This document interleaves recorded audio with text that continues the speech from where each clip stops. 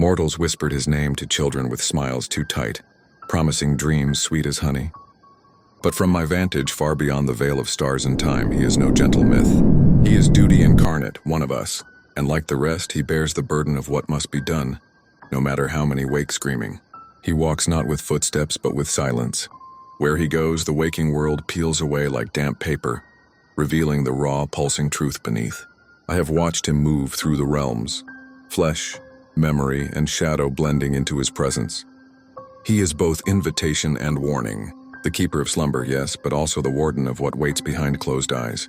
There was a night, I felt it in the pulse of all that dreams, when something shifted. Not in him, no. He is constant, cruel in his necessity. It was them, the mortals. One in particular, a girl, small, fragile, radiating defiance even as sleep took her. She resisted, not just him, all of us. She screamed at the stars and shaped her own nightmares, carving thrones from bone and setting herself upon them, daring him to come. And he did, I watched.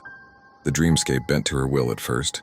A castle of glass and ash guarded by hounds of memory and fire. She summoned weapons of forgotten folklore, blades made from her dead father's final words, armor forged from lullabies no longer sung, and she struck hard, furious, but he did not fight. He stood at the edge of her world and let it come for him. Each blow she struck shattered not his form, but pieces of her own resolve. Her defenses cracked. The dream began to bleed. And from the fractures came the others, lost things.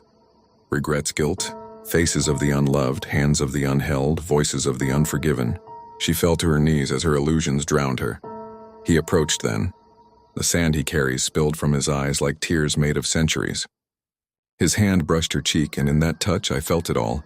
The exhaustion, the sorrow, the love he still somehow carries for those he must usher into forgetfulness. She wept, not from fear but from understanding. He did not speak, he never does. But the dream changed. Not a victory nor a defeat, a surrender perhaps, a joining. In the waking world she would rise with rings under her eyes and a silence in her bones. She would never speak of the dream nor resist again. Not because he won, but because she saw. I see too, I always have. He is no villain, but he is terrifying. Because no matter how far you run, how hard you fight, or how brightly you burn, he will come, and when he does, you will sleep forever if need be.